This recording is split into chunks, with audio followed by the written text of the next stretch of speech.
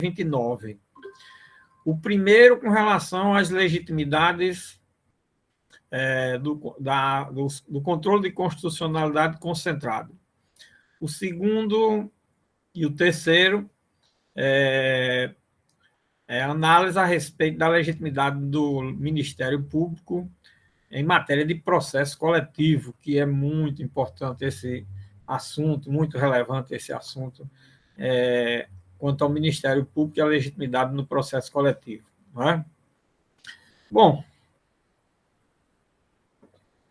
eu disse que ia fazer uma análise do artigo 103 para justificar, porque uma coisa eu falei na aula passada, né, que foi a questão relativa ao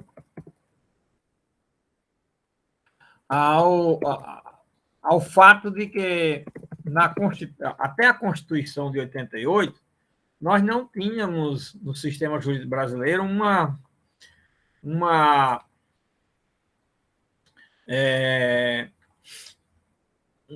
quase que nenhum conhecimento a respeito do controle de constitucionalidade concentrado. Nosso estudo, nossa análise, a dedicação que existia em matéria de controle de constitucionalidade no Brasil era do controle de constitucionalidade difuso, o mesmo sistema americano, que se tinha copiado com a Constituição da República, e não se cogitava, no primeiro momento, de controle de constitucionalidade concentrado. Depois nós vamos ver a questão da evolução do controle de constitucionalidade concentrado no Brasil, nós vamos falar melhor. Mas eu quero explicar e justificar por que é que veio essa grande quantidade de legitimados no controle de constitucionalidade concentrado, se não era nossa tradição. É porque é o seguinte, minha gente, em 1965, não vou falar da evolução agora, mas já vou dizer, fazer referência aí um momento histórico muito importante. Em 1965, houve uma emenda constitucional, a emenda constitucional número 16, de 1965, certo? Nessa emenda constitucional, criou-se no Brasil uma representação de inconstitucionalidade. Até então, desde 1934, nós tínhamos no Brasil já uma representação de inconstitucionalidade criada na Constituição de 34, que era uma representação de inconstitucionalidade utilizada pelo Procurador da República como legitimado para ingressar com a representação de inconstitucionalidade de atos interventivos da União nos Estados. Ou seja, era possível o Procurador-Geral da República, a partir de 1934, ingressar com a representação de inconstitucionalidade, que veio a ser a nossa ação direta de inconstitucionalidade. Né? Essa representação de inconstitucionalidade para atacar a invalidade de um ato do governo federal de intervenção em algum estado da federação. Essa era a representação de inconstitucionalidade que existia, o controle de constitucionalidade que existia, concentrado no Brasil, 34 a 65. Em 1965, foi editada essa emenda constitucional número 16. Essa emenda constitucional número 16, ela criou uma outra representação de inconstitucionalidade. Aí agora bem diferente. A primeira tinha como legitimado o Procurador-Geral da República e tinha como objeto, único e exclusivamente como objeto, o ato de intervenção do presidente da República em algum estado da federação. Pronto, era esse o único objeto. Era uma representação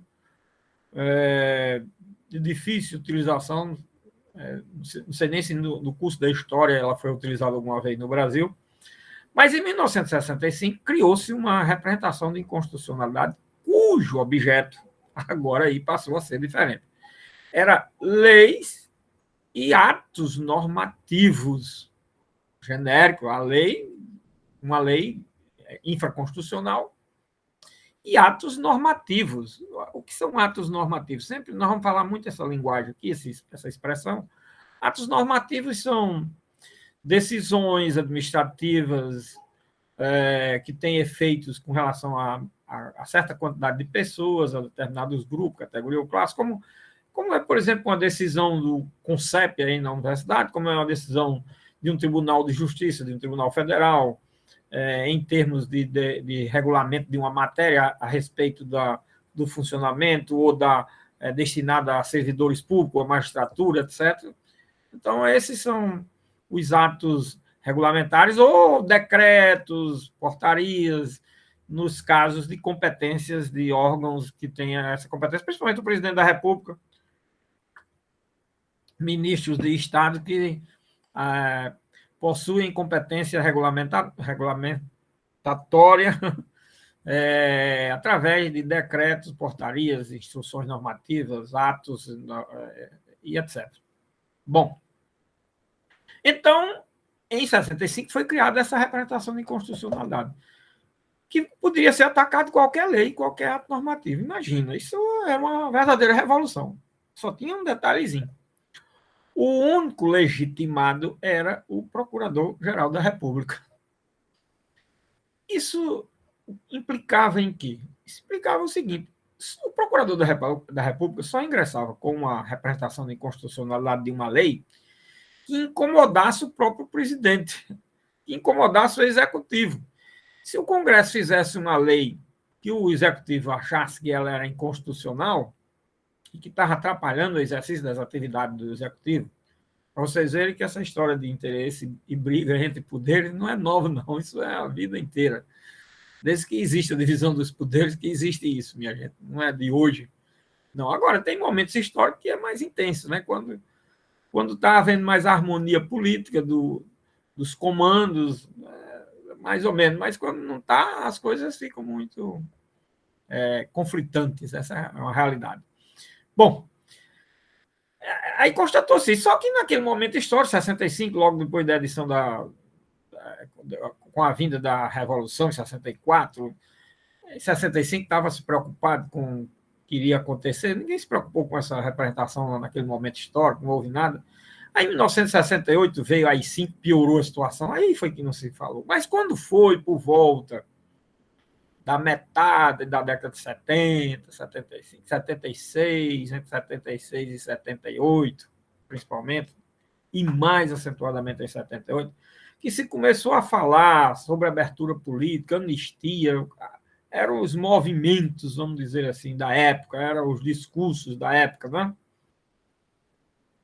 Surgiu um debate sobre essa questão da legitimidade dessa ação direta, porque é um debate que surgiu pela oposição. A oposição queria bandeiras para trabalhar a questão da redemocratização. Nenhuma dessas bandeiras era essa questão dessa representação de inconstitucionalidade. Por quê? Porque o controle de constitucionalidade, minha gente, não pode se deixar de reconhecer que ele tem um acentuado aspecto político, né? O ingrediente político é muito forte, muito pesado, muito intenso. Essa é a realidade. Não é brincadeira, o Congresso Nacional tem o poder de fazer uma lei. Agora, você imagine o Poder Judiciário ter o poder de tornar esta lei inválida. Olha, uma lei que foi feita por maioria do Congresso, que representa democraticamente a maioria da população brasileira, vamos dizer assim.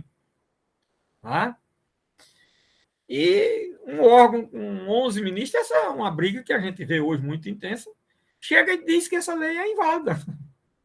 Lógico que num país de pouca cultura, democracia muito incipiente, amadurecimento político, cultural, nossa, isso é muito sensível. Nos países mais civilizados, as coisas não são tão intensas, mas não deixa de ter discurso de determinadas minorias, de determinadas pessoas contra essa situação. Isso é uma constante também em toda a parte do mundo. Bom, mas naquele momento histórico, na década de 70, a briga foi grande. Mas essa briga de quem? A OAB. E quando a OAB encampava uma ideia, vinha logo a AMB, a ABI, CNBB, aí vinha logo sindicatos, confederações, federações, e vinha logo um bocado de coisa na oposição na época. E a OAB fez uma campanha muito intensa para dizer o seguinte, que o procurador da República era uma bandeira, né, que se queria criar. Veja como era. O procurador da República não tinha discricionariedade para ingressar com a representação de inconstitucionalidade no Supremo, quando, por exemplo, uma entidade como a OAB, a CNBB, a ABI, a Associação Brasileira de Imprensa, ou uma confederação, etc., viesse a fazer um pedido de declaração de inconstitucionalidade de uma lei ao procurador da República. Ele teria a obrigação, olha como era o discurso, ele teria a obrigação de entrar com a representação e o Supremo que dissesse que aquele caso não era de representação, que não era de inconstitucionalidade, e não o procurador da República. Ora, isso era uma questão que era para dar discurso e formar um conflito com o executivo, porque o procurador da República, na época, era um cargo de confiança do presidente da República. Se o presidente da República, se o procurador da República entrasse com uma ação direta, com uma representação daquela que corresponde à ação direta de inconstitucionalidade de hoje, contra uma lei que fosse para a oposição vista como inconstitucional e altamente interessante ao governo, ao poder central, ao poder executivo, claro que o procurador da República não podia entrar com essa ação, com essa representação. Por quê? Porque o presidente da República botava ele para fora no mesmo dia, antes dele assinar, porque o cargo era de confiança e como era de confiança, poderia haver demissão ad minutum. Então, o presidente demitia logo. Enquanto ele estivesse preparando a petição, também já estava preparado o ato e já estava publicado. Então, era uma coisa assim que era realmente, a gente vendo de hoje, né? Vendo de hoje, era uma coisa para afrontar. A realidade era essa, que era uma questão política, né? Bom, mas isso ensejou um debate muito grande no Brasil a respeito do controle de constitucionalidade concentrado, que ninguém conhecia praticamente, e principalmente a respeito da questão da legitimidade. Pois bem, e aí, essa questão, isso foi por volta de 78, veio 80, aí veio a questão da eleição direta, e veio depois o período da redemocratização com a eleição indireta, mas aí aquela história que ocorreu toda de Tancredo Neves eleito, Sarney é quem assume, aquela confusão toda. Bom, e compromisso assumido, tem que instalar uma Constituinte. Aí, em 76, ou em 86, a Constituinte foi eleita, foi instalada, e na Constituinte esse debate, logicamente, continuou. E, ao continuar, o que foi que fez? Bom, agora nós vamos fazer um instrumento que atenda realmente a esses debates. Aí disseram o seguinte: bom, ao invés de representação de inconstitucionalidade, vai ser uma ação direta de inconstitucionalidade. Olha aí, tá vendo? Nós vamos criar a ação direta de inconstitucionalidade. Foi criado na Constituição de 88. Segundo, quem vão ser os legitimados? Não vai ser procurador da República sozinho, não. Não. Agora nós vamos eleger os legitimados. Porque agora a história é outra. Nós apregoamos nesses últimos 10, 15, 20 anos, 10 anos, 15, 10 anos no mínimo, apregoamos a extensão da legitimidade. Não foi possível. Apregoamos que o procurador da República deveria ingressar. Ele não ingressou com nenhum. O procurador da República, essa discussão estava havendo, os debates, discursos em todo canto, passeato, diabo do meio do Brasil afora, e o procurador da República não estava nem aí. O governo não dava nem cabimento, nem existia. Para ele não existia. Vocês verem como são as coisas políticas, certo? Bom, então, na Constituinte, disseram agora vamos criar o controle de constitucionalidade concentrado no Brasil à altura do Instituto Jurídico, que já existe no mundo, mas no mundo que existia na época era na Europa, na Alemanha. existia, mas tinha sido criado na Áustria. Isso daí nós vamos ver depois, porque eu não vou. Uma série de informações eu estou omitindo aí, só para ficar nesse aspecto aqui da justificativa da legitimidade. Então, em razão dessa circunstância, minha gente, então, não, a legitimidade vai ser a mais ampla possível. Como vai ser essa legitimidade? Olha aí como ficou o artigo 103. Primeiro, o próprio presidente da República. Não, tudo bem, o presidente da República vai ser. Ok, ok. Depois do presidente da República, a mesa do Senado Federal. Olha aí, a mesa do Senado Federal. Tá certo, poder central, o presidente da República, a mesa do Senado. A mesa da Câmara dos Deputados.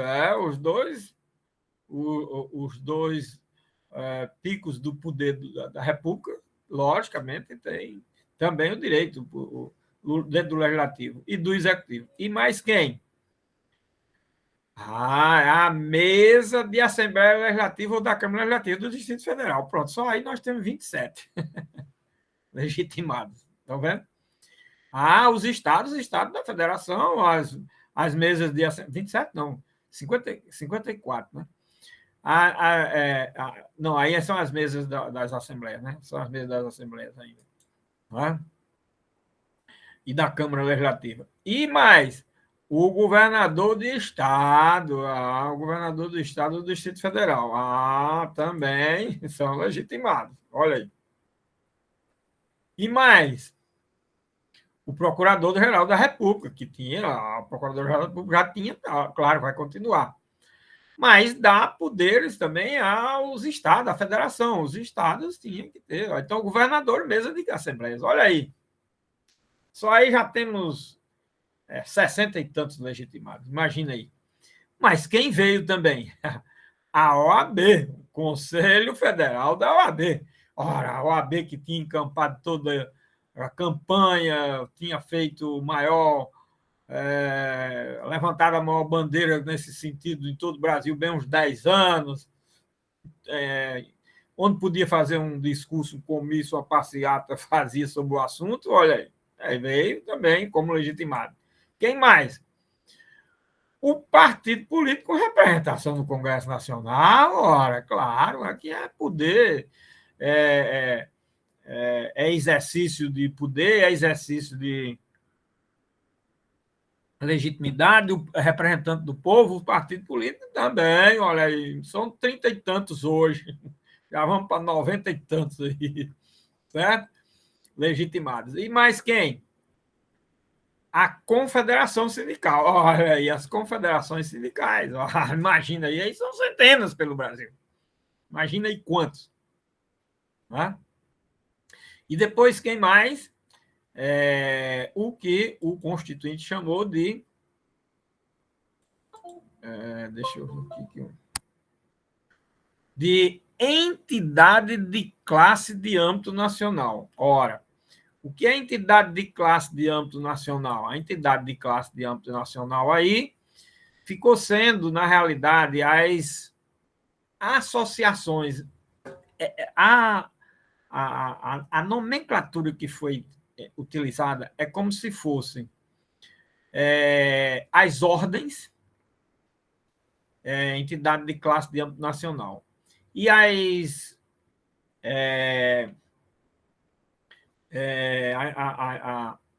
ordens e os conselhos. Acontece que, na realidade, a utilização dessa expressão aí não está naquele sentido de que a entidade de classe são ordens e conselhos. Não.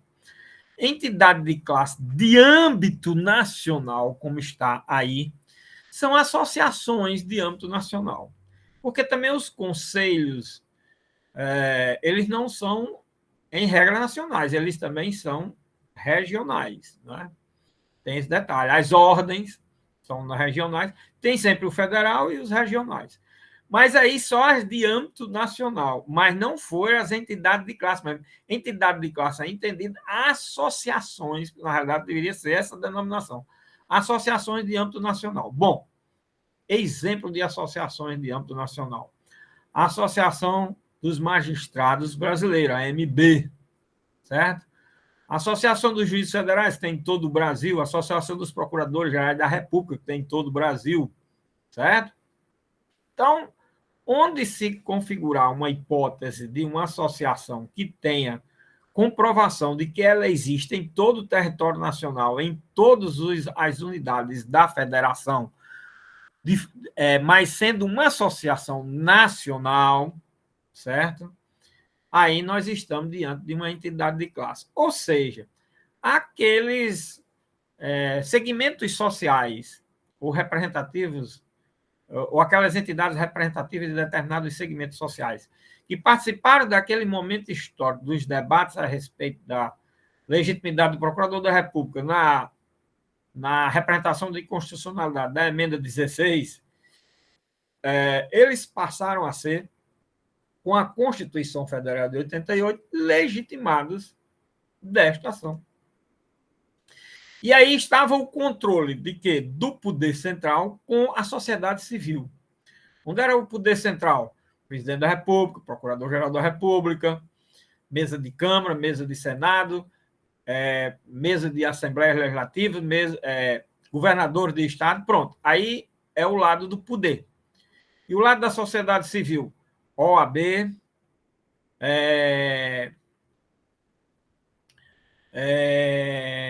confederações sindicais e as entidades de classe no sentido aí de associações de âmbito nacional, certo? Então, isso deu um certo equilíbrio para as ações diretas de inconstitucionalidade. E é isso que nós vamos ficar por enquanto, porque ainda tem muita informação sobre esse artigo e sobre essas legitimidades, mas eu não vou passar agora só para mostrar como foi justificado, por quê e porque houve um crescimento muito grande do controle de constitucionalidade concentrado no Brasil na Constituição de 88, coisa que não se conhecia até então. Por isso que depois de 88 passou-se a se estudar no Brasil de forma muito intensa a questão do controle de constitucionalidade. Então, concentrado. O controle de constitucionalidade concentrado no Brasil só veio praticamente a ser conhecido de 88 para cá. Então, está com 33 anos só. Certo? 33 anos. O que nós tínhamos era o controle de constitucionalidade difusa, e isso era muito estudado. E se conhecia toda a doutrina americana, todo o estudo americano sobre esse assunto, porque também era o modelo americano. Então, se estudava tudo que era americano, de evolução no sistema americano a esse respeito. Bom, quando foi depois de 88, vamos estudar agora tudo que há de evolução na Alemanha, porque houve uma mudança total, certo? E a gente não conhecia até então, por isso que houve isso daí, minha gente. Então, é um aspecto histórico que eu presenciei, participei, no sentido de vi, estava presente aos debates, tanto nos corredores da universidade, como da OAB, das OABs, palestras, discursos, tudo que havia a respeito do assunto, eu estava, pelo menos, sabendo. Era universitário na época e acompanhava isso, né? Então, é isso que eu quero dizer com relação à questão dessa legitimidade e o porquê. Tudo aí, vejam que tudo tem um porquê no que diz respeito a essas legitimidades, né? Sempre tem um porquê, né? Quando você tem, por exemplo, o partido político sendo legitimado no mandado de segurança coletivo e não sendo numa ação civil pública, é porque o partido político no mandado de segurança coletivo ele tem mais identidade em ingressar no Supremo com o mandado de segurança coletivo com relação ao problema do seu funcionamento, a decisões no âmbito do poder legislativo. A gente vê todo dia esse tipo de instrumento processual ser utilizado no Supremo, quase todo dia. É intensa essa atividade. Só com relação a quê? A matéria é relativa ao funcionamento do próprio Congresso. Olha, como foi altamente pertinente essa legitimidade dada ao partido político. Aí o partido político não é legitimado numa ação civil pública. Não, aí uma ação civil pública iria politizar demais a ação civil pública, que é um instrumento mais voltado para a sociedade civil, para interesses em relação ao meio ambiente, a consumidor, a outros valores da sociedade, étnicos, culturais, artístico, estético, etc, etc, uma coisa que deve ser afastado mais a intensidade política e ficar mais no campo dos direitos realmente relativos a esses objetos, certo? Então, estamos vendo aí mais ou menos como as coisas funcionaram e funcionam e foram justificadas em matéria de legitimidade. Bom, agora nós temos a legitimidade mas ainda tem muita coisa aí com relação a essa legitimidade. Não encerramos todo o assunto, não. Vocês pegaram algum trabalho aí que vier outros assuntos? Claro, vai ter muita coisa que eu não falei aí, porque nós vamos ver lá quando a gente for ver o controle constitucional concentrado, tá certo? Agora vamos aqui para o artigo 127, certo? E 129, para trabalhar a questão do Ministério Público, né? Porque vocês viram, nós vimos aqui, todos nós vimos aqui, né, que a maioria, se não todas as ações de controle coletivas, tem o Ministério Público sempre como legitimado, né? Onde é que não tem? No mandado de segurança coletivo. Vocês vejam, interessante. Embora jurisprudencialmente isso não legalmente nem jurisprudencialmente isso não exista, certo? A jurisprudência nunca aceitou o Ministério Público, mas alguns doutrinadores têm o Ministério Público no mandado como legitimado no mandado de segurança coletiva. Até nosso professor, porque ele ainda está vinculado à Universidade Federal do Rio Grande do Norte, embora ele não esteja ensinando ainda na universidade, que é Marcelo Navarro, ministro do STJ hoje, que tem um livro da legitimidade do mandado de segurança coletiva, a legitimidade do Ministério Público do mandado de segurança coletiva. A tese de mestrado dele foi esse tema, onde ele defende, e eu sempre também entendi que a tese dele é altamente justificativa. O Ministério Público não precisava estar indicado no artigo 5º, inciso 70 da Constituição Federal, como legitimado no mandado de segurança coletiva. Por quê? Porque o Ministério Público está aí no artigo 127, legitimado a quê? Olha aqui, vamos agora ler o artigo 127. O Ministério Público é instituição permanente, essencial à função jurisdicional. Olha, essencial à função jurisdicional do Estado. Se ele é essencial à função jurisdicional do Estado, então ele tem que agir como o quê? Aí ele vai e diz aqui, o artigo diz, incumbindo-lhe a defesa da ordem jurídica, toda a ordem jurídica, a defesa dela tem o Ministério Público como legitimado a suscitar toda e qualquer demanda que diga respeito a preservar a ordem jurídica. É assim que eu vejo, é assim que está posto na Constituição Federal. Preservar a ordem jurídica. Preservar a ordem jurídica é a lei vigente, não é chegar e criar lei e fazer fora da lei, é outra coisa. Preservar a ordem jurídica. Estou falando claro? Não, eu não. A Constituição está clara. Pois é, a Constituição está clara. Tenham cuidado. O Ministério Público tem muito poder, tem. Ótimo. E existe uma coisa mais nobre do que isso? O Ministério Público preservar a ordem jurídica. Não existe mais nobre. Agora, ela é nobre quando se está exercendo esse papel. Destoou de qualquer forma desse papel, ela passa a ser mesquinha, medíocre, criminosa. Ela passa a ser qualquer coisa, menos uma coisa nobre. A realidade é esta. Bom, incumbindo-lhe a defesa da ordem jurídica do regime democrático. Pronto, ótimo, beleza. Melhor do que isso tem. E dos interesses sociais individuais indisponíveis. Ora, o que é o Ministério Público ser legitimado nos interesses sociais? É o Ministério Público ser legitimado em toda demanda que diga respeito à defesa de um direito coletivo. Me parece que essa é a tradução. Individuais indisponíveis.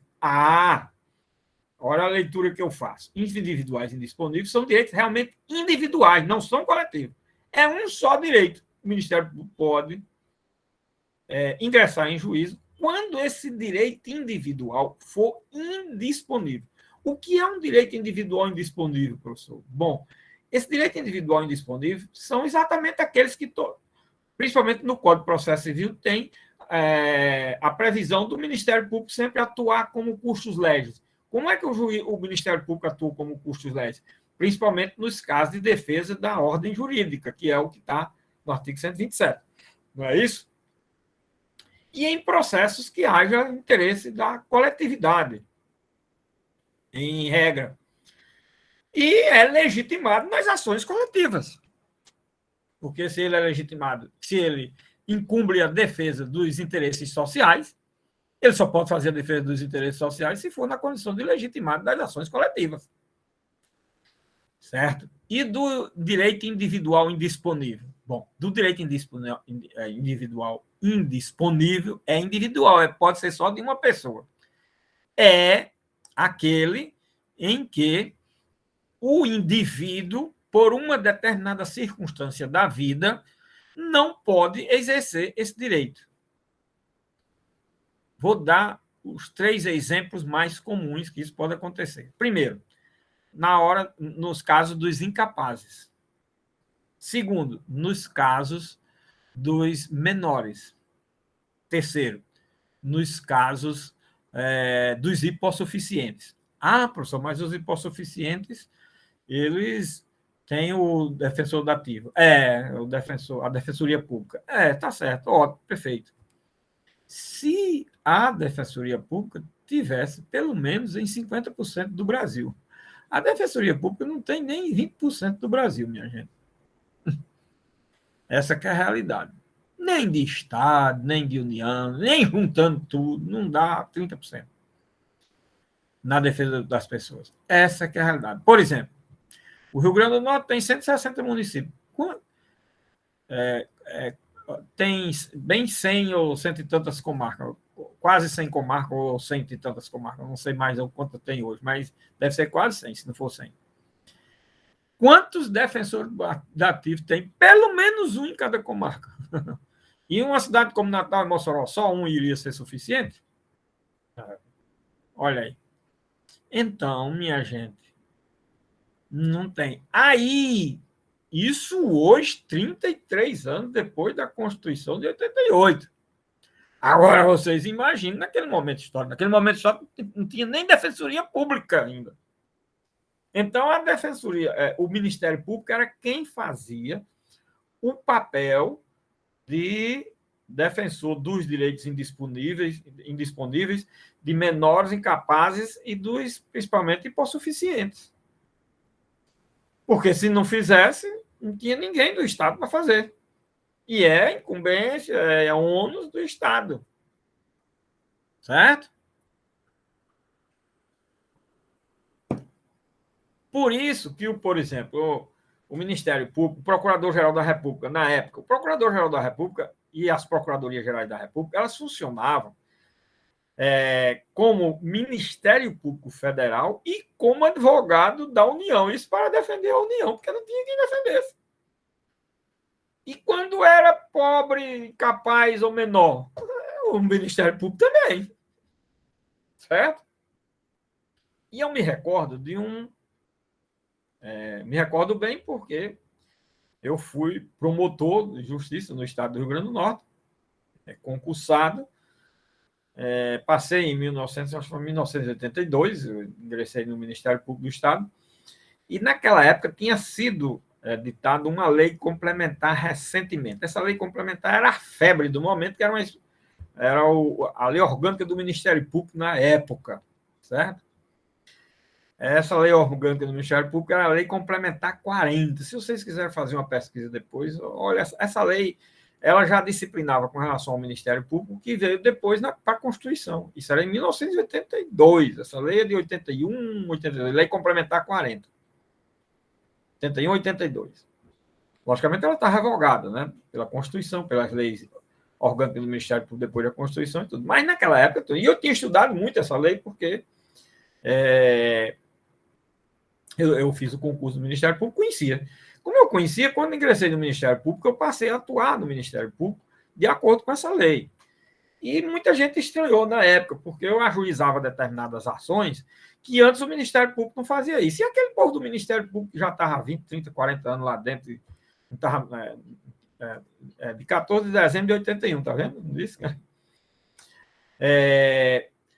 eles ficavam assim muito admirados, porque eu ajuizava, por exemplo, a ação de alimentos, mas eu ajuizava a ação de alimentos de menores, de pessoas absolutamente pobres na forma da lei, nos municípios em que eu era membro do Ministério Público, que chegava uma mãe daquela miserável com um filho querendo uma lata de leite ninho, R$ 20, R$ 50 por semana, por mês, para dar uma lata de leite a um menino, uma criança recém-nascida. Isso eu vi muito.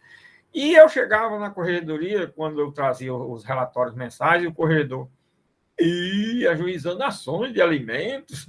Eu digo, não, mas não é para rico, não. Eu estou ajuizando ação de alimentos aí para uma pessoa pobre, um pobre de um menino que está morrendo de fome, uma mãe e tudo. E eu estou dando aí uma lata de leite ninho por semana, que o pai não dá. E eu estou dando, não, estou obrigando o pai a dar. Aí, você tem umas ideias muito avançadas. Eu digo, mas minha nossa senhora, mas agora está na lei complementar 40. Será que ela comporta essa leitura? O cara que estava lá há 40 anos, imagina, 40 anos, ele tinha mais coragem de fazer uma ação de alimento, então via um cabo novo chegando fazendo, aquilo era uma coisa absurda, mas era super absurda mesmo. Bom, e era em razão de quê? O Ministério Público ter legitimidade na defesa de direitos individuais indisponíveis. Então, o que são direitos individuais indisponíveis? Aqueles que são insusceptíveis de serem defendidos, protegidos perante o judiciário por impossibilidade de um dos motivos que impossibilita o seu titular ir a juízo. Que impossibilita? Incapacidade, menoridade e hipossuficiência. Olha aí. Pronto, não tem. Isso toda a doutrina fala. Também não era eu, não. Não estava criando nada, não. É assim. Só para mostrar.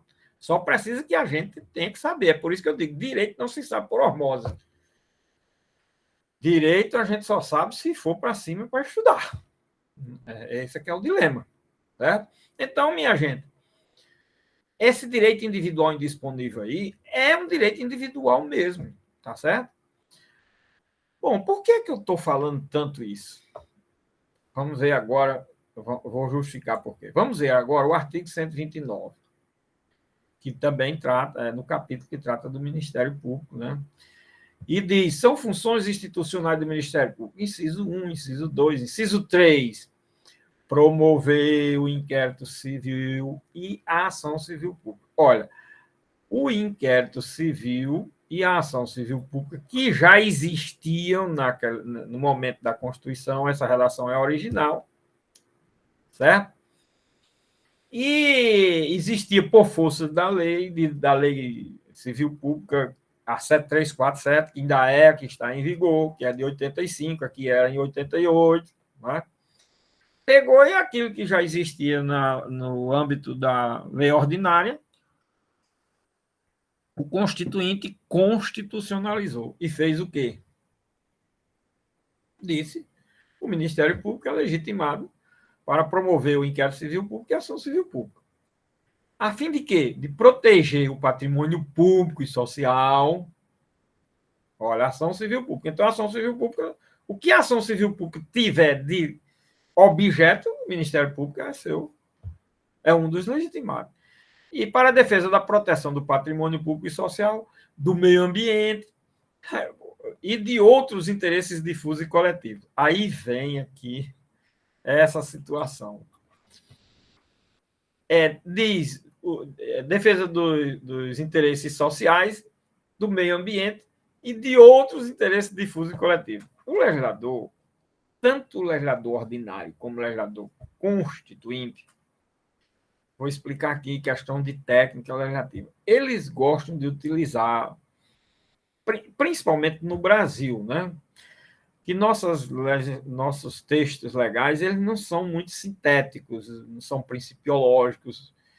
Isso é em razão de a doutrina ainda, apesar da resistência muito grande, a boa parte da doutrina defende que os textos legais o texto constitucional deve ser basicamente principiológico, deve ser o máximo possível sintético e não analítico, né?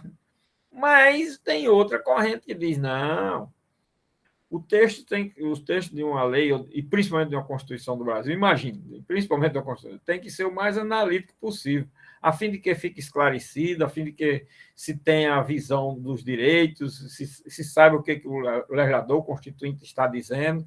Era assim, o pensamento é assim. Nós somos um país, principalmente na época da Constituição, ainda somos hoje, a maioria de analfabetos, porque nós temos aí uns 30, 40% de pessoas que é alfabetizada que só sabe ferrar o nome e se lê um texto também não entende, não compreende. Essa que é a realidade. Não é? Lê, mas não entende, não compreende, não tem uma visão crítica, não tem nada. Quando ele entende o que é, já é um avanço extraordinário. A maioria não entende. Quando entende, é só para entender. E não tem nem sequer uma visão crítica. Essa pessoa é alfabetizada só porque não é analfabeto, lê. Você dá um nome, bota ele para escrever o nome. Tanto é que, às vezes, você diz, se assinar o nome, porque no Brasil o conceito de alfabetizado, assinou o nome alfabetizado, mas ele só sabe assinar o nome também. Quantos não tem desse jeito? Ou seja, é porque não sabe. Mas se vocês forem nos interiores, vocês não precisam ir nos interiores, não. Se vocês tivessem o trabalho de sair pelo menos um dia da vida nesses bairros afastados e fosse fazendo uma pesquisa, quantas pessoas tem nessa casa? Quantas?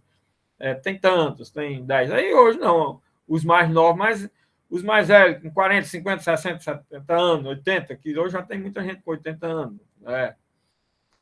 Aí você ia ver a quantidade de analfabeto que tem. E de pessoas que só sabem assinar o nome e diz, não, eu sou alfabetizado. Você bota para ler uma manchete do jornal, ele passa meia hora lendo e depois não sabe o que leu. Nem a manchete do jornal.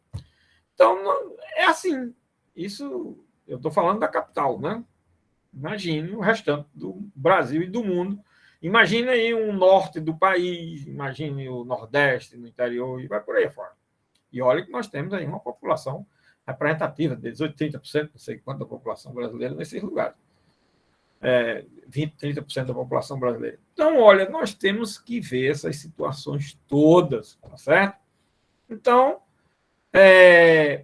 essas situações é que faz com que as leis brasileiras, o texto constitucional, seja o mais analítico possível, seja prevendo um bocado de coisa que não deveria ser tratada na Constituição. Já falei isso em aulas passadas sobre esse assunto, certo? Principalmente a questão da legitimidade.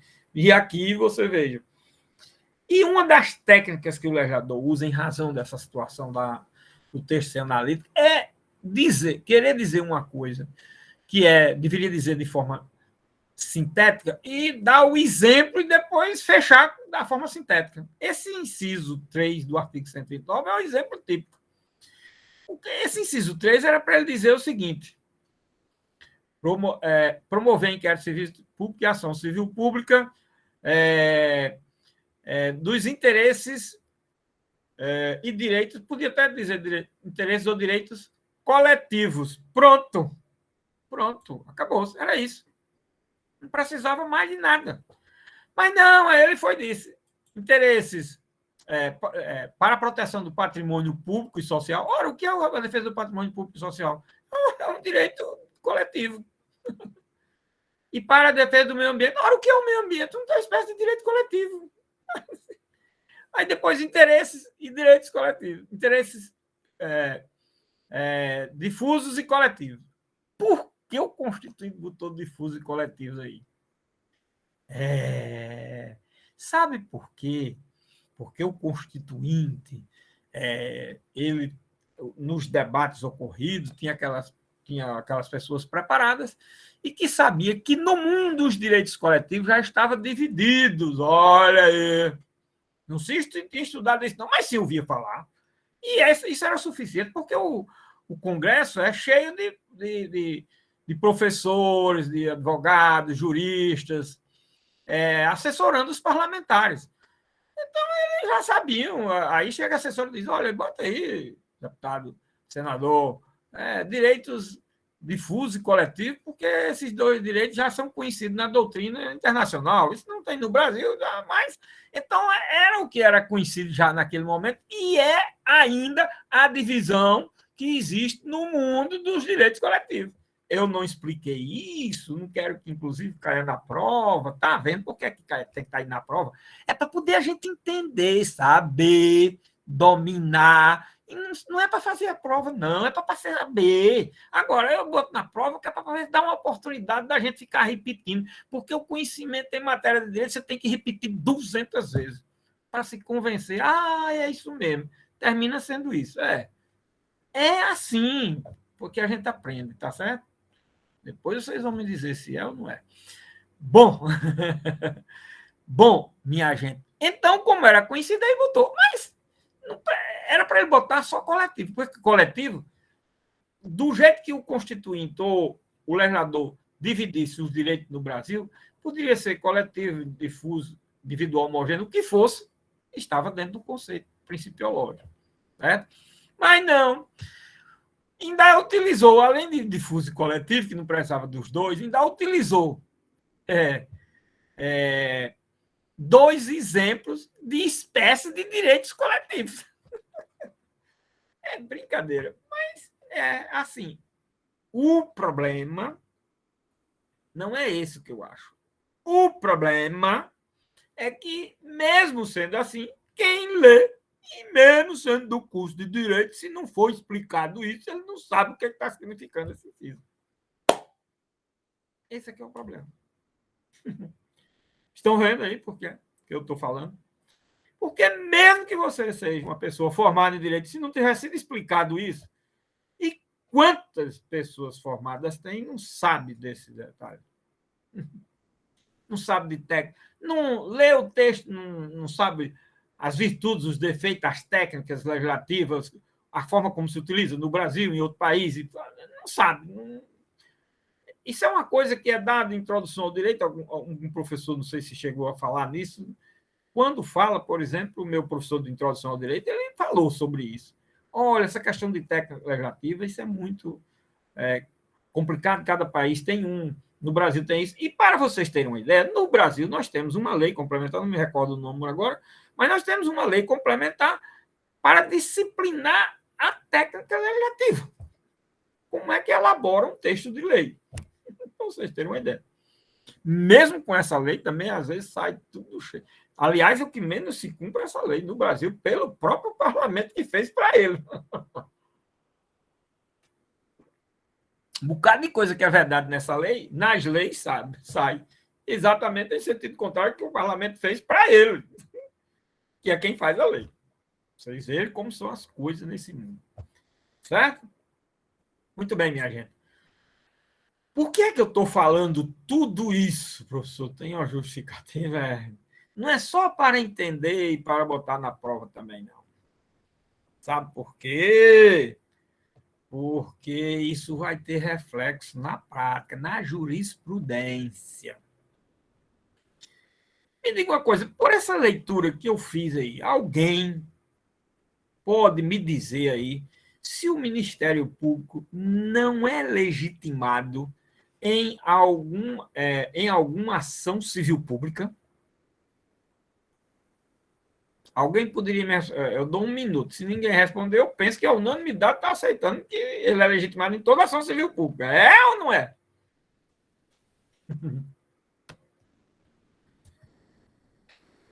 30 segundos.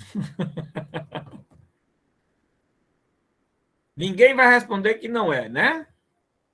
Não sei, professor. Muito obrigado, André, pela sinceridade. Muito bem, André. É isso mesmo. Não sei, professor. Pronto. Tem um que não sabe, o resto tudo sabe. Ninguém respondeu. André, obrigado. Você foi uma grande figura aí. Realmente, não, minha gente, qual é o problema da gente não saber? Para que vocês estão assistindo aulas? Não é para aprender, não. Eu também tenho a obrigação de ensinar. Estou aqui também para ensinar. Por isso que eu agradeço, viu, André, sua sinceridade. É assim mesmo, minha gente. Muitos não sabem. E às vezes já é formado, certo?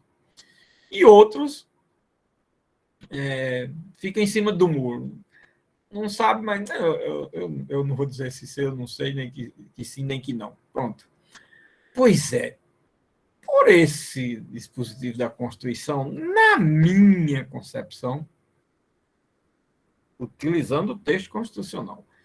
É certo que vocês também podem dizer, professor, eu ainda não vi o texto da ação civil pública, pode ser que lá na lei da ação civil pública tenha algum artigo que diga que o Ministério Público não é legitimado numa ação civil pública, eu sei lá, eu não tenho, aí vocês poderiam dizer, eu não tenho ainda condições de responder uma questão dessa, também poderia ser. É o caso de não ser aí que André respondeu, por isso, certo? Muito bem, é isso mesmo, minha gente. Então, na realidade, não existe, aí aqui só para dar uma tranquilidade, na lei da ação civil pública não existe nenhuma limitação do Ministério Público não ajuizar determinada ação civil pública. Mas eu vou fazer uma leitura aqui de um julgado do STJ. Mas essa leitura eu podia pegar, e posso pegar, vocês querendo, pode pegar uma ação civil pública da década de 90, certo? E encontrar tanto do Supremo como do STJ. O Ministério Público não tem legitimidade para promover ação civil pública em defesa de direitos individuais privados e disponíveis. Aí, precedentes, significa dizer que não é só esse julgado. Significa dizer que tem mais de um julgado nesse sentido, né?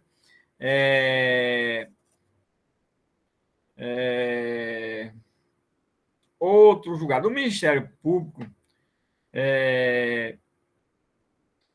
parte. A interativa jurisprudência do Pretório Celso, acompanhada por incontável julgado desta Igreja Corte, vem reconhecendo a legitimidade do Ministério Público para a defesa de interesses difusos, coletivos, individuais homogêneos. Aí aqui é outro julgado do STJ. Você diz, puxa, nós temos decisões contraditórias. É verdade. Nós temos decisões contraditórias, mas o grande problema é o seguinte, é que o STJ, na realidade, a regra é a seguinte, não diz que o Ministério Público não tem legitimidade para para ajuizar uma ação civil pública na defesa de direitos individuais homogêneos. Então, eu vou explicar aqui essa jurisprudência, porque vocês vão ver essa jurisprudência do STJ e uma hora dizendo que sim, outra hora dizendo que não. Eu não entendo isso daqui, professor. Pois é. Por que é que essa jurisprudência é divergente? Essa jurisprudência é divergente pelo seguinte. Primeiro, o STJ e o Supremo disseram e continuam dizendo até hoje que o Ministério Público não tem legitimidade para ajuizar a ação civil pública na defesa de direitos individuais disponíveis. Ora, os direitos individuais, sim, direitos individuais homogêneos e disponíveis. Eu falei para vocês aqui que uma das características dos direitos individuais indisponíveis, dos direitos individuais, é sua disponibilidade, que é individual, é identificável o seu sujeito, é quantificável o seu valor, identificável o seu titular, e se ele é identificável, ele é também protegível, ele é disponível porque ele é protegível individualmente através de uma ação individual. Falei disso também. Tudo isso eu já falei, não foi? Quando a gente viu as características dos direitos individuais homogêneos. Agora, falei também que tem situações que tornam-se o direito individual de uma só pessoa, como eu já citei e mencionei hoje aqui, como de direitos individuais homogêneos. E nos direitos individuais homogêneos, eu citei o quê? O exemplo dos hipossuficientes, que eu citei hoje aqui também. Mas citei lá nos direitos individuais homogêneos aqueles direitos de pequena vantagem, que ninguém vai buscar. Se ninguém vai buscar, certo? Individualmente, o direito fica indisponibilizado, não se dispõe dele, não se presta a ser protegível. Mas numa ação civil pública, na defesa de direitos individuais homogêneos de pequena monta, individual, é possível, através de uma ação, se obter sucesso, e o sucesso dessa ação não é do valor de 5, 10, 15 reais, é de milhões, às vezes, de bilhões, em razão do grande número de titulares desse direito de R$ 1, de 5, de 10, de 20 e assim por diante. Não falei tudo isso? Isso é direito individual homogêneo, realmente indisponível. Mas essa característica não precisa eu dizer que ela é indisponível. Eu vou identificar. Eu dizer que ela é indisponível é uma consequência do que eu vou justificar para mostrar que ele é indisponível. Ele é indisponível quando é de pequena monta buscar. Então, eu tenho que analisar se é de pequena monta individualmente. Certo? Se ela é de pequena monta individualmente, não estimula, não justifica ninguém ir buscar individual, eu estou diante de um direito individual ou individual homogêneo, se for de dezenas, milhares de pessoas, indisponível. Ótimo. Mas eu estou todas as vezes em que ele foi o quê? De pequena monta. Eu estou diante de um direito individual ou individual homogêneo indisponível quando eu estou diante de hipossuficientes. Tá certo? Seja de uma única pessoa, seja de milhares ou milhões de pessoas. Então, eu primeiro tenho que identificar se ele é indisponível, se ele é uma situação que leva a eu dizer que ele é indisponível. Agora, eu chegar e dizer, não, eu tenho que identificar esse direito como individual ou como indisponível, diante de quê?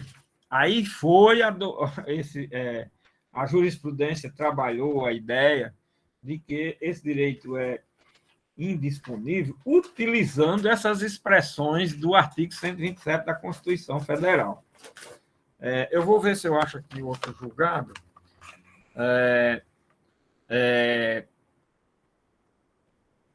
Pronto. O Ministério Público tem legitimidade. Aí aqui outro, ó. O Ministério Público tem legitimidade para promover ação coletiva em defesa de interesses individuais homogêneos quando é existente interesse social, compatível com a finalidade da instituição. Esse é um. Há certos direitos e interesses individuais que, quando visualizados em seu conjunto, de forma coletiva e impessoal, leva o Ministério Público mais do que leva a situação a representar mais que a soma de interesses de respectivos valores, autores, mas verdadeiros interesses sociais, sendo cabível a proteção pela ação civil pública, e o Ministério Público tem legitimidade. A ação civil, interesses individuais disponível da legitimidade do Ministério Público. O Ministério Público não possui legitimidade para propor ação civil pública visando o pagamento de correção monetária de vencimento de servidores públicos, tratando-se de direitos individuais disponíveis. Olha, ou os titulares podem dele dispor. Olha, eu li aqui essa jurisprudência de propósito e encontrei 3 situações, certo? Uma, o Ministério Público não é legitimado na defesa dos direitos individuais homogêneos, quando, segundo o STJ, esse direito não for indisponível ou não tiver relevante valor social. 2, o Ministério Público é legitimado quando o direito individual homogêneo for indisponível. 3, o Ministério Público tem legitimidade quando o direito individual homogêneo for de relevante interesse social. Não está errado, até certo ponto, isso que ele está dizendo, não. Mas tem um detalhe. Uma hora ele diz que é um direito desse e outra hora diz que não. Por quê? Porque eles não foram buscar essa indisponibilidade ou relevante interesse social com base naqueles critérios de caracterização que nós vimos aqui. E eles foram buscar onde? Eu estou dizendo, não está nas emendas, mas se vocês pegarem qualquer emenda que o Supremo, o STJ diga, qualquer emenda não, qualquer acordo de inter-TO, porque as emendas são muito sucintas, elas não dizem muita coisa, não. Se você quiser ler, tem que ler o acórdão todo. Aí você pega esses acórdãos, olhe e veja que eles dizem o seguinte, que o interesse individual indisponível ou de relevante interesse social é aquele que se extrai da leitura do artigo 127, quando diz que o Ministério Público é legitimado nos interesses sociais e dos individuais indisponíveis. Ou seja, eles procuraram encontrar a indisponibilidade e o relevante interesse social na própria descrição da legitimidade do Ministério Público e na própria literalidade da Constituição Federal. Certo? E a literalidade da Constituição Federal não leva a essa conclusão que eles chegaram, embora eles tenham chegado por ela. A literalidade da Constituição Federal, ela leva ao seguinte, aquilo que eu falei aqui, que o Ministério Público é legitimado na defesa de interesses sociais. Aí, parando aí, o Ministério Público é legitimado em qualquer ação coletiva na defesa de direitos coletivos, sociais ou coletivos. Tá certo? Primeira regra. Segunda regra, o Ministério Público é também legitimado. Sim, aí quando eu digo interesses sociais ou coletivos, eu estou incluindo difuso, coletivo e individual homogêneo. Tá certo? Essa classificação não está na Constituição, porque ela só veio depois, com o Código do Consumidor. Ela não existia nesse momento histórico. Olha aí o detalhe. A gente agora está começando a explicar lá o inciso 3, tá vendo? Do 129. Ela não existia nesse momento. O que era que existia naquele momento histórico? A divisão em coletivos e difusos. Aí é por isso que era conhecido mundialmente, em toda a doutrina. E foi a forma como o Constituinte colocou naquele momento histórico, que era o que se conhecia naquele momento histórico. Estão vendo as coisas como são? Momento histórico, teleológico, finalístico, literal, tudo isso tem que ser analisado na interpretação. E o conhecimento geral que se deve ter sobre a matéria. O máximo de informações que se deve ter sobre a matéria. Naquele momento histórico, para se atender o ciclo hermenêutico de Gadamer. Olha aí, minha gente, olha aí como as coisas funcionam. Tudo tem harmonia, mas é preciso se saber para poder dar essa harmonia. Bom, então, quando tem essa primeira parte, o Ministério Público tem legitimidade na defesa dos interesses sociais aí são todos os direitos coletivos, difusos, coletivos estrito sensu, individuais homogêneos.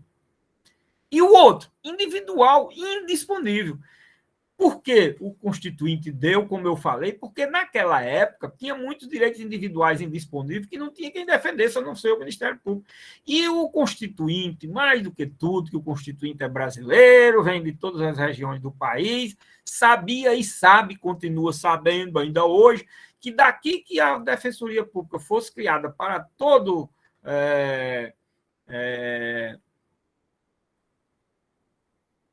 todo o povo brasileiro, aqueles constituintes não existia mais nenhum, e é verdade, está quase acabando, que aqueles constituintes já morreu mais da metade. Não é?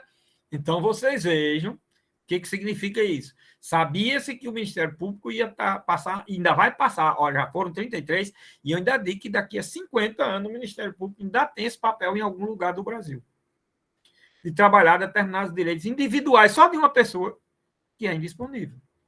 Por quê? Porque não vai ter defensor público suficiente daqui a 50 anos ainda. Está vendo como uma Constituição ela demora a ser aplicada na sua totalidade? Nós já temos 33, eu ainda dou 50 anos e aposto, eu não vou ter, talvez eu não vá conseguir receber essa aposta, mas eu faço a aposta e vocês botam para meus netos receber. Tá certo? Boto meus filhos e meus netos para receber aí, tá certo? Na sequência da hereditariedade. E faço aposta para vocês verem que não é. Para vocês terem uma ideia, como a Constituição não é feita para as coisas serem imediatas. Ela é feita para, no prazo de 100 anos, ver se a gente aplica. E a nossa é pior, porque já tem mais de 100 emendas, daqui a mais 100 anos nós estamos trabalhando ainda as emendas que estão sendo feitas agora. Daqui a 20 ou 30 a gente está começando a entender, e depois vai ter mais 80 para aplicar. Vai ser assim, é assim. Imagina, não termina nunca. Bom, o que eu quero dizer com isso? Minha gente, se utilizar esse critério do STJ e do Supremo para dar legitimidade ao Ministério Público, a gente se esparrama nas seguintes situações. Primeiro, em determinadas ocasiões, eles dizem que aquele direito é disponível, ou, em outra situação, diz que aquele direito não é indisponível. Por quê? Porque eles ficam procurando na literalidade da norma identificar se aquele direito é disponível ou indisponível. Se ele fosse buscar o critério da hipossuficiência e fosse buscar o critério da pequena vantagem, não precisava fazer esse esforço de literalidade do artigo 127. Basta ir buscar nas características do direito. É por isso que a doutrina ajuda a se entender a hermenêutica e se interpretar a norma, porque ela dá o conceito, a base, a classificação, tudo, para poder a gente entender o instituto. Depois que a gente entende o instituto, vai fazer a leitura da lei e as coisas facilitam. Mas não, ele fica disso. Aí você sabe o que aconteceu e que acontece na prática? Vou dar um exemplo. Na década de 90 aqui, no Brasil, teve uma situação muito interessante que foi houve um período de dos aumentos quase desregrados das escolas privadas com relação às mensalidades dos alunos. Isso era a escola de primeiro grau, de ensino médio e ensino de graduação das universidades, mas principalmente do ensino médio, que atingiu a classe média de forma pesada. Então, o que aconteceu? Houve uma grita muito grande, e aí os pais de alunos foram bater às portas do Ministério Público. O Ministério Público entrou com determinadas ações civis públicos para coibir o abuso dos aumentos das escolas públicas, certo? O que aconteceu? Primeiro grau. O Ministério Público é parte ilegítima porque é um direito disponível. Presta atenção. Cada um pode buscar individualmente. Olha, mas eram milhares, milhões de pais pelo Brasil afora. Olha as coisas como são. Segundo, havia uma pequena vantagem, porque individualmente o pai procurasse um advogado. Qual era o advogado que ia aceitar? Quanto é o aumento? Aumento de 20% da mensalidade. Naquele tempo as escolas eram baratas, 200, 300 reais. 20% dava, sei lá, aumento de 10% do excesso, daria 20 reais, 30 reais. Não dá. Aí quem era que ia também individualmente? Ninguém também entrava individualmente. Mas era muito pesado ao final do ano e para todos. Mas disseram, não. Para a gente também gastar com advogado, a gente vai gastar mais do que com o ensino do menino. Aí vamos procurar o Ministério Público. O Ministério Público entrou. Primeiro grau, o Ministério Público não é legitimado, é um direito disponível e tal. Segundo grau, o Ministério Público não é legitimado. Terceiro grau, STJ, o Ministério Público não é legitimado. Foi até o STJ nessa ladainha.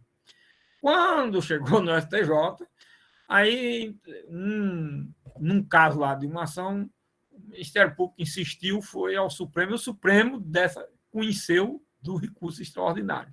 E o que o Supremo disse? O Supremo leu diferente. Não, aqui, de acordo com o artigo 127, é uma questão de relevante interesse social. Ele deu o conceito de relevante interesse social por um critério subjetivo dele, achou que era. Os outros três poderes, os outros três órgãos do mesmo poder, dando também uma ideia subjetiva dele de achar que era o que não era. Quando eu acho, não acha nada. Quando se acha, não acha nada. Estão vendo aí? Quando se analisa técnica e cientificamente e de acordo com a lei, se acha tudo. Aí o que aconteceu nesse caso? O Supremo chegou no Supremo depois que as escolas já nem existiam, mas nem os pais, nem nada. Né? Já estava com 10 anos, mas os valores pagos já tinham sido totalmente consumido. Os alunos que era do ensino médio já tinham se formado, já estavam ganhando dinheiro, não queria mais saber daquela história. Aí o Supremo veio e disse que era legitimado. Ah, minha Nossa Senhora, se tivesse sido analisada à luz daqueles critérios que eu já passei aqui para vocês, podia chegar à conclusão de que não era um direito individual homogêneo. Podia. Certo? Mas aí nenhum ia deixar de dizer que era pequena vantagem. Se é pequena vantagem, todo mundo pode aferir uma pequena vantagem. Agora, o que diabo é relevante interesse social? O que danado é interesse individual disponível ou indisponível, visto sob essa perspectiva? Eu expliquei hoje aqui esses conceitos, mas quase ninguém sabe. E também é dada uma explicação, mas essas coisas, essas situações, relevante interesse social ou direito individual indisponível, é uma consequência de como é o direito. Se o direito é indisponível, não é porque ele é indisponível porque eu acho que ele é indisponível, não. Ele é indisponível porque ele é insusceptível de defesa em juízo. E ele é insusceptível de defesa porque todos os titulares são hipossuficientes. Isso é objetivamente analisável. Todos os titulares são hipossuficientes? São. Ótimo, perfeito. É de pequena monta a vantagem a ser obtida, não justifica nem incentiva ninguém a ir buscar individualmente. Isso é aferível objetivamente. Agora, eu dizer se por achar indisponível ou disponível, de relevante interesse social ou de não relevante interesse social, não estou dizendo. Eu digo uma coisa, outro diz outra, outro diz outra, outro diz outra, outro diz outra. As coisas são assim. No achismo não se acha nada. Esse aqui é o detalhe. Estão vendo como no achismo não se acha nada? Então, a jurisprudência está certa quando encontra a legitimidade do Ministério Público, mas por caminhos totalmente tortos. Por caminhos totalmente tortos. Esses caminhos são tão tortos que eles acham, naqueles casos que acharam que era relevante interesse social ou direito indisponível, e em outros casos que muitas das vezes é muito maior e mais presente o relevante interesse social ou a indisponibilidade do direito, e eles não enxergam, porque não foi com base nesse critério que foi utilizado, analisado. Esse é um primeiro ponto. O segundo ponto é que eles justificam dizendo, olha, a ação civil pública não há legitimidade do Ministério Público porque a Constituição, lá no artigo 129, inciso 3, está dizendo que o Ministério Público é legitimado para instaurar o inquérito civil público e a ação civil pública na defesa de direitos coletivos e difusos, ou difusos e coletivos.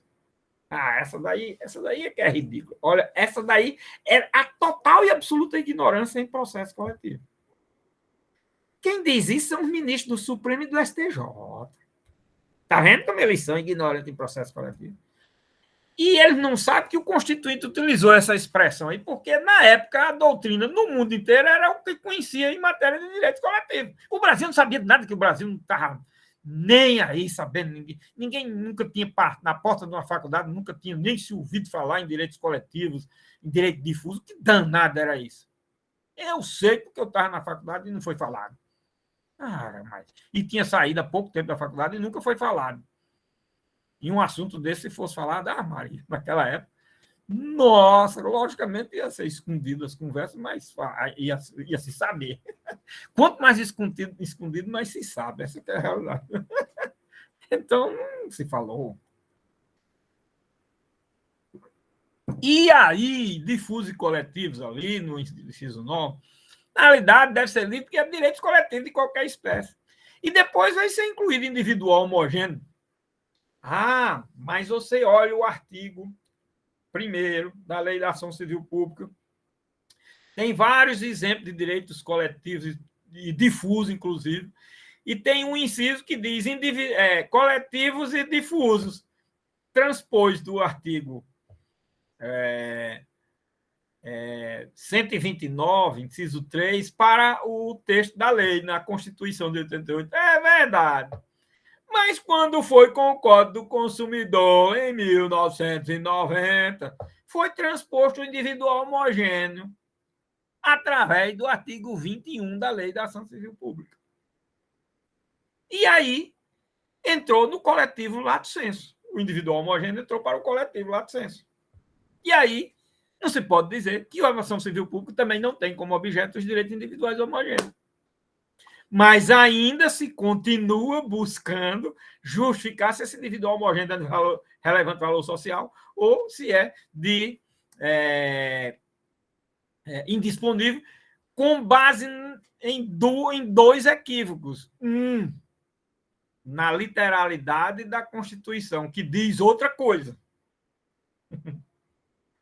2, inclui os individuais que estão na Constituição, que é individual só de um mesmo, como sendo individuais homogêneos, indisponível. É outro equívoco. Ali são individuais mesmo.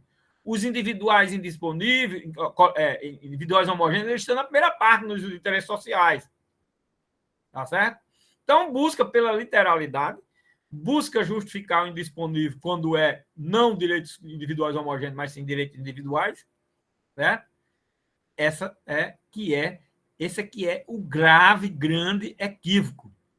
E abandonam, porque não conhecem, não sabem, não estudaram, não passaram na faculdade, não tiveram a graduação, e não vão mais estudar isso para saber da origem, porque isso daqui é preciso ser assim na origem, na graduação. Isso que eu estou dizendo, você não vai encontrar. É difícil você encontrar lá no mestrado, doutorado, você fica doidinho, porque o professor fica falando uma coisa lá na frente e você, sem ter a base, fica sem entender o que ele está dizendo. É assim.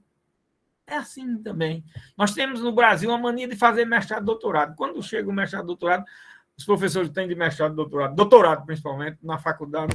Quando eu ouvia, minha Nossa Senhora, era melhor não ter respeito nada. E os grandes professores que eu tive nem tinham mestrado, nem doutorado, nem especialização. Eles davam para a graduação os conceitos, as classificações, a natureza dos institutos, que isso precisa saber na graduação. Para poder, quando eu for fazer um mestrado e doutorado, se falar direitos coletivos, eu já saber.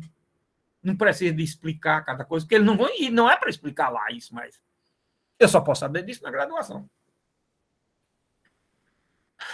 Estão vendo como é complicado o negócio? Difícil. E onde é que tem os livros que tem tudo isso que eu explico? Cadê os livros? E não tem. Eu quero que vocês me tragam.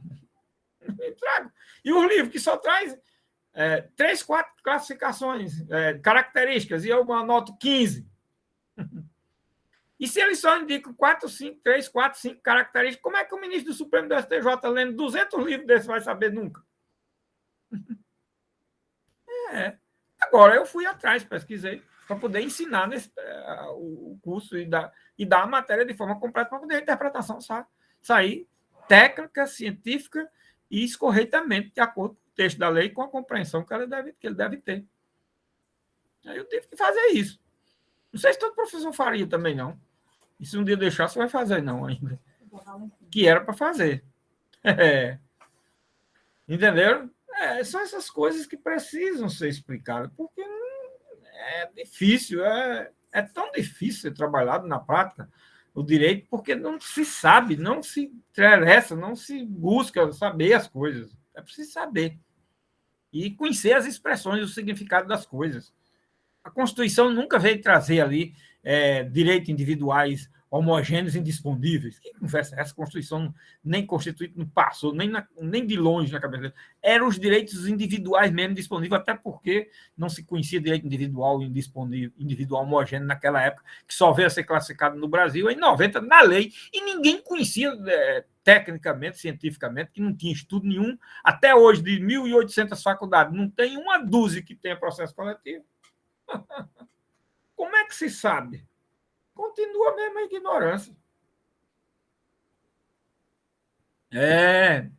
Eu é que estou sofrendo as consequências, porque eu sou um professor isoladozinho no Brasil, coitado. sabendo de processo coletivo e vendo esses erros grosseiros de Supremo, de STJ. E quando eu digo isso é um imbecil, esse professor, ele é quem está certo, os outros estão errados, o ministro do Supremo do STJ. Pois é, fazer o quê? Pois é, eu é que estou certo. Mas eu não estou certo porque eu acho, não. Também tem isso. Não é porque eu estou achando que estou certo. Estou certo porque eu estou lendo correto. Eles estão lendo de forma errada. E nós dois estamos lendo. E quando eu pego o que eles escrevem, eu estou vendo que eles estão lendo errado. Se eles estivessem lendo certo e chegando nessa. Eu dizer, olha, eles estão realmente lendo corretamente. Pode chegar a uma conclusão diferente, não sei. Mas eles estão lendo errado, porque eu não estou vendo eles dizer o que eu estou dizendo. Então, estão lendo errado. Se eles estivessem lendo como eu estou lendo, talvez eles chegassem a eles chegavam a essa mesma conclusão, mas não tinha aquela divergência de jurisprudência em maioria dos casos, que na maioria dos casos ele diz que é ilegítimo. Aí eles, para vocês terem uma ideia do absurdo, o Supremo tem muita matéria, em matéria de. A lei da ação civil pública tem um artigo que nós vamos estudar, que diz que não cabe ação civil pública em matéria de direito tributário. É outra aberração. E o Supremo, se um pobre do Ministério Público no Brasil entrar com uma ação civil pública, aí vai primeiro olhar, o objeto é matéria tributária, for matéria tributária, é o artigo tal da lei veda. Isso é a maior aberração que pode existir. Dispositivo de lei nenhum pode vedar a possibilidade de uso de uma ação coletiva na defesa de direitos se os direitos forem coletivos. Qual é o argumento que eles utilizam? O argumento que eles utilizam é que o Ministério Público não pode ajuizar uma ação coletiva, civil pública, na defesa do direito tributário, que é um direito da classe média para alta, altamente disponível, que as pessoas podem perfeitamente ir buscar individualmente, e isso não é para ser buscado através de uma ação. E diante desse discurso, o que é que o legislador fez? Pegou e incluiu no artigo da Lei da Ação Civil Pública, modificando, dizendo que é verdade. Isso é o maior escândalo do supra-sumo da ignorância que pode existir na face da Terra. Não existe essa história de dizer que um direito não se utiliza uma ação coletiva, um direito coletivo, limitando pelo objeto. Isso que eles dizem está parcialmente correto. Tem um detalhezinho aí. Vamos admitir, olha agora, todos nós somos consumidores de energia. E se paga uma taxa de R$5, uns 50, 2 ou 3, que seja inconstitucional, ilegal, numa conta de luz. Ninguém vai individualmente buscar esse direito. Ele é perfeitamente protegível através de uma ação civil pública e o Ministério Público é legitimado. Tanto pode ser utilizada a ação civil pública como o Ministério Público ser legitimado. Por quê? Porque é de uma situação que é individualmente não susceptível de buscar, nem o rico nem o pobre vai. E o rico não vai se preocupar com 5, 10 reais. E o pobre não tem condições de ir. E aí entra na característica do direito individual homogêneo de pequena monta para ir buscar. Olha aí. Olha aí como é importante aquelas características. Aquelas características não é para botar na prova, não, que também é importante. Não estou dizendo que não é importante. Mas é botar na prova sabendo por que é que está na prova. Por isso que eu só exijo na prova coisas que são relevantes na prática. Certo? Olha aí como a questão do objeto e da legitimidade tem tudo a ver uma coisa com a outra. São assuntos de relevantíssima importância. Vocês estão vendo aí os detalhes das situações? Por que é que aí vem aquela que é em direito, se vocês já saírem daqui da faculdade sabendo disso, também já pode dizer que são grandes sábios em direito. Uma coisa é uma coisa, outra coisa é outra coisa. Tem também esse problema. Tá? Uma coisa é uma coisa, outra coisa é outra coisa. Pois é. Uma coisa é eu dizer que não pode o Ministério Público ser legitimado numa ação civil pública em matéria de direito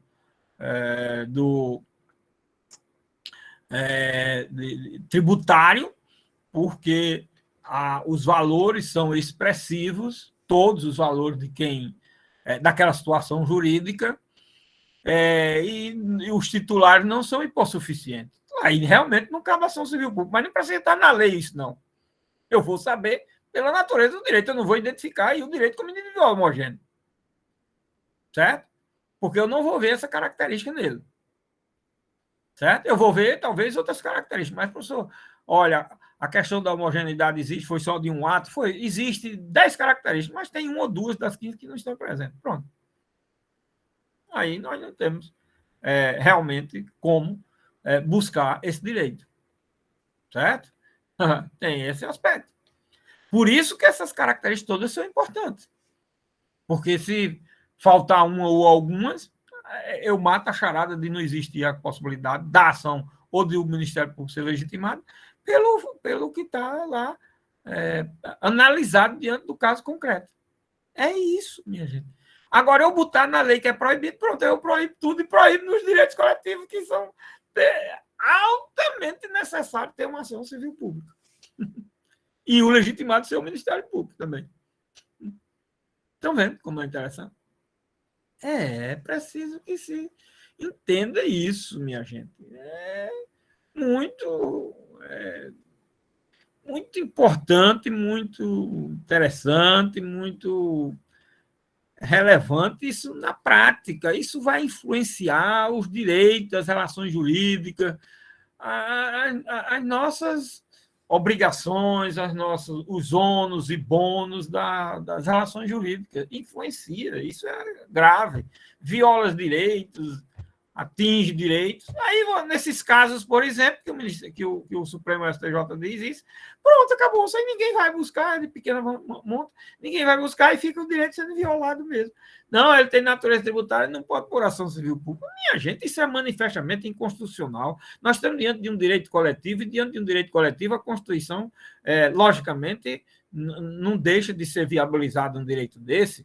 Nós estamos diante de um direito que é individual indisponível, porque ele não é susceptível de se buscar individualmente, individual homogêneo e disponível, porque ele é insusceptível de se buscar individualmente, dada a sua pequena vantagem.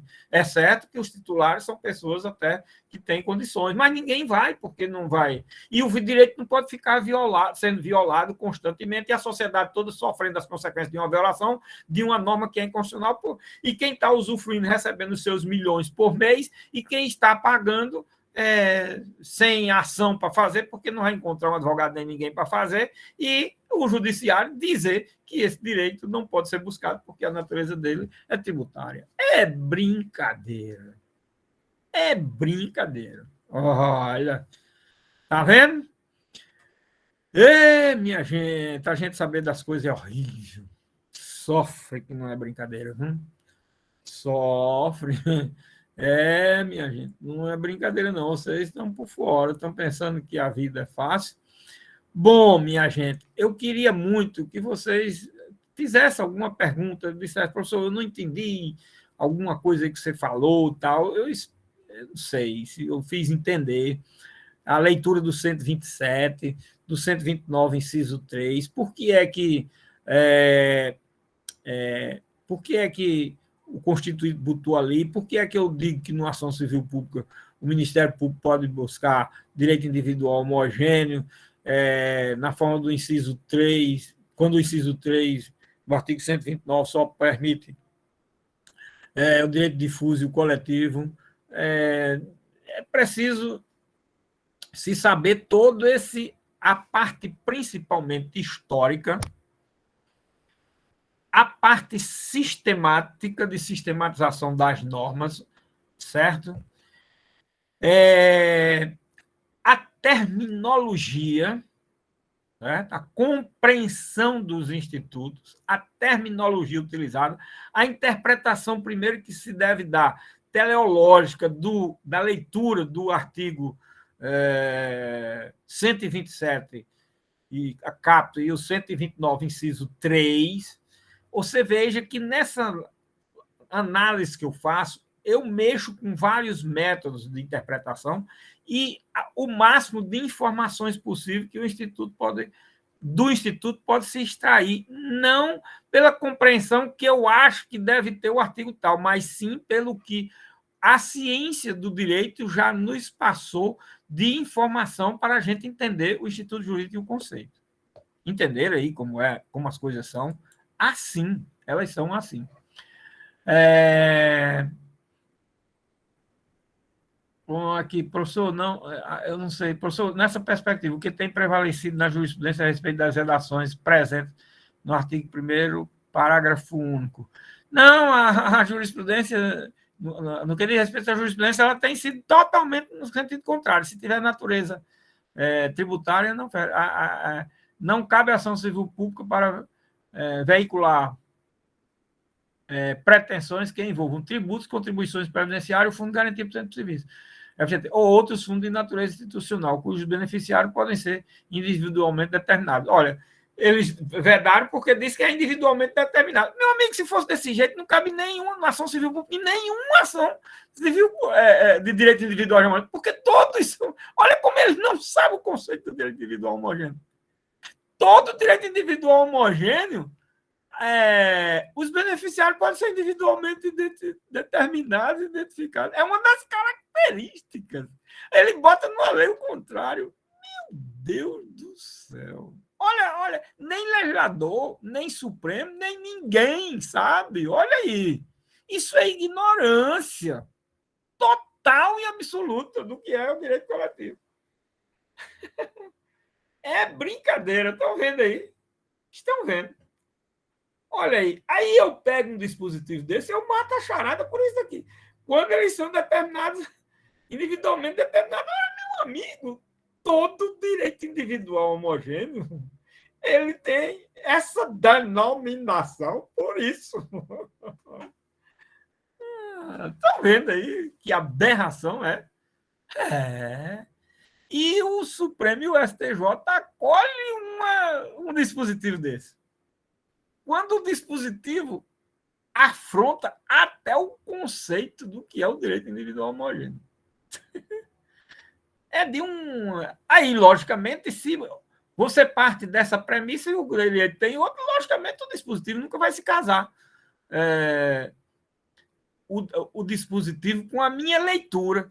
Mas quando eu não sei, o dispositivo se casa com qualquer leitura. Eu estou apenas me apegando à leitura do que está escrito no artigo e não do que eu compreendo sobre a terminologia que o artigo utiliza. Aí eu não estou empregando ciência do direito nenhuma na interpretação, e a interpretação de uma lei só sai através do conhecimento que você tem da ciência do direito. Porque se não for assim, bom, aí a gente tem a discricionariedade total de se fazer a interpretação que quiser. Pode dizer aí que levantou a mão. Oi, professor, sou eu, Bruno. Bruno. Só uma curiosidade nesse ponto. Esse texto, que é de 2001, né, do Direito Provisório de 2001, ele faria algum sentido pela época se fosse no final da década de 80, final da década de 70, início da década de 80, para essa incompreensão da possibilidade de individualização do beneficiário, né, do titular do direito, com relação ao direito coletivo? Bom, ele é de 2001, o dispositivo, por uma medida provisória. Repara o seguinte, professor, por uma medida provisória, mas a medida provisória já deve ter se acabado, não? Aqui é outra explicação que eu vou dar rapidamente, é dizer que aqui em 2001, houve um grande problema no Brasil, que tinha dezenas, centenas de medidas provisórias, e as medidas provisórias tinham um processamento diferente do de hoje. Aí, como elas estavam travando o legislativo, aí o legislativo não teve outro caminho a não ser pegar uma emenda constitucional e constitucionalizou todas as medidas provisórias, não transformou em lei. Mudou o processamento das medidas provisórias e as que estavam em vigor na época, eles transformaram em lei, mas não foi transformando na lei tal. Não houve processamento para caminhar como se fosse um projeto de lei, entendeu? Aí elas ficaram valendo com o nome de medida provisória e mudando muita coisa dentro do sistema jurídico brasileiro. Nós nos depararmos, inclusive, no processo coletivo, com muitas situações dessas, entendeu? Bom, o que eu quero dizer, eu não sei, na década de 70 e 80 não tinha isso, não tinha nada disso, nem tinha discussão, nem se sabia disso, tá certo?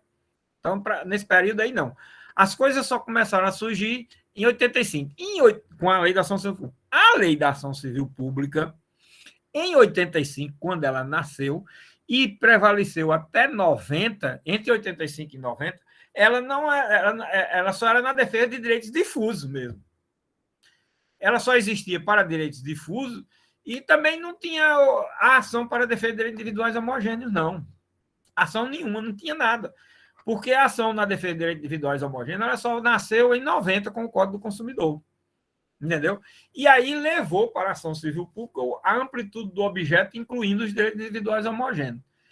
Então, a partir de 90, esse dispositivo, se ele já existisse na lei anterior, não existia porque não existia essa possibilidade, tá certo? Anterior a 90 não poderia ser. Mas se ele dissesse alguma coisa na época, mas não tinha sentido, porque não tinha esse direito individual realmente. Agora, depois de 90, ele veio em 2001. Por isso, porque entre 90 e 2001, o que foi isso daí? Uma questão política que estava havendo muitas ações coletivas de ação civil pública em matéria de FGTS, corrigindo tudo, e o governo estava pressionado. Aí, pá, baixou uma medida provisória aí, entendeu?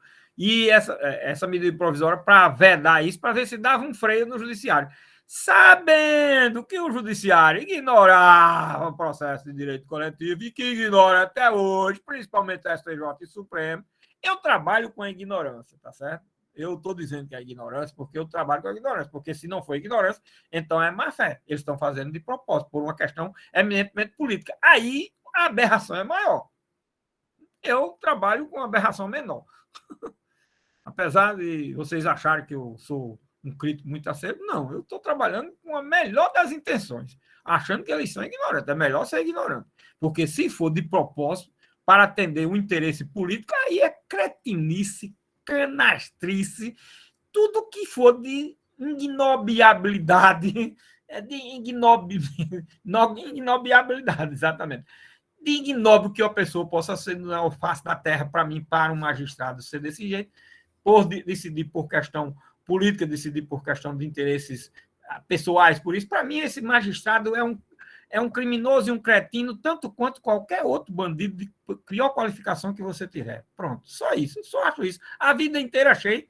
Quando eu era magistrado, dizia muitas pessoas, pô, você bota para quebrar no magistrado. Eu digo sim, porque eu acho que um magistrado deve ser uma pessoa, no mínimo, séria e ética, ter um mínimo ético na atividade dele, certo? E hoje, eu, como advogado, vejo, minha Nossa Senhora, graças a Deus me aposentei para ter uma amplitude mais, porque a gente, como magistrado, achava que estava fazendo as coisas certas e achava que os outros não faziam as coisas erradas, né? Aí, como advogado, a gente só vê o dos outros agora, né? Aí amplia muito o horizonte, né? Bom, então, historicamente, ele não teria sentido antes de 85, porque não tinha nada, né? Essa medida provisória não podia tratar. De 85 a 90, porque tinha a lei da ação civil pública, mas não tinha realmente nenhuma ação na defesa de direitos individuais homogêneos, tá certo? Agora, a partir de 90, com o Código do Consumidor, isso aqui se tornou uma excrescência, certo? E veio em 2001, o governo fez por uma medida provisória por interesses políticos. E o Supremo e o STJ estão acolhendo essa tese. Eu trabalho com a ideia de que é por ignorância. Porque se for para atender o interesse político, aí isso já passa para, na minha visão, cretinice. É um cretino, intérprete e aplicador da lei que tem em algum tribunal do Brasil. Eu acho isso simplesmente uma excrescência. Uma excrescência. É uma aberração. Certo? Mas eu não trabalho com essa hipótese. Eu prefiro dizer que é ignorância. Não sei se tu conhece processo coletivo. O processo coletivo no Brasil está aí. Os livros, se você só vê um livrinho aqui e acolá de uma tese de mestrado, de doutorado, e não é nessa parte de direito coletivo, é sempre sobre ação civil pública, sobre ação de improbidade, sobre ação popular, sobre mandato de segurança coletiva, é de uma e outra coisa também. Os livros dessa matéria é sempre de assuntos específicos. Um dos poucos livros que tem é o de Freddy Didier, não é? Que trabalha uma parte de uma teoria, mas é um livro de curso, não é um livro de aprofundamento, é um curso que serve de um manual de indicativo de rumo. É bom, muito bom, porque a gente não tem, aí passa a ser excelente, praticamente o único, né? Aí você é excelente, mas, infelizmente, muito incompleto sobre o assunto. Essa que é a realidade. Certo, minha gente? Opa, ficamos por aqui. De novo, a gente só vai ter aula quinta-feira, né? Segunda-feira é feriado, de novo, né? Todo mundo, ixi, mas eu tô vendo desse jeito, a gente vai ter que ter aula sábado, domingo, feriado, depois na frente, sei não. Como é que vai ser? Tomara que não precise, né?